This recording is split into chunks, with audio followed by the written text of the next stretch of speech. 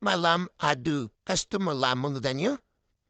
Tinatrain si na cari kereta MPV dalam 200,000 dia kompe antara si baru ataupun kereta Velvayu. Budget dalam 200,000 memang boleh dapat Velvayu dan boleh dapat Toyota Voxy generasi baru yang pakai kut body. E90 tu lah. Z90 tu. Tapi yang nak cerita sini, value for money semestinya berada dekat Toyota Velvayu ataupun Alphard dengan kod body AJS30. Sebab kenapa? Nombor satu, body dia besar. Naik pun selisu, ruang pun besar. And then, dari segi dia punya teknologi pun didaratan dengan 6 airbag. Ada langkah ada pre-crash, ada autonomous cruise control, dah lengkap.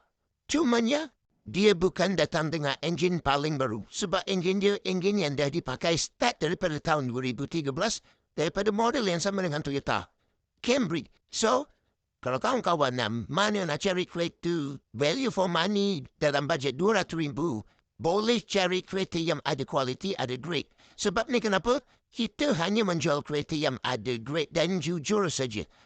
Sebab kalau kawan-kawan beli kereta yang kena tipu, sakit hati dia tu tak tahu sampai mana. Lagi satu, kita modal 200,000, takkan kita nak beli kereta grade R ataupun repair accident.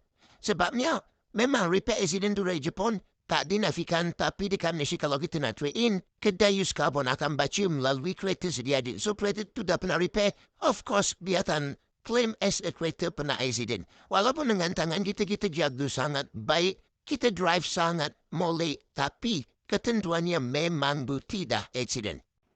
So, kereta ni bawa 200,000, boleh Roger, boleh WhatsApp saya 0177145604 ataupun tekan saja link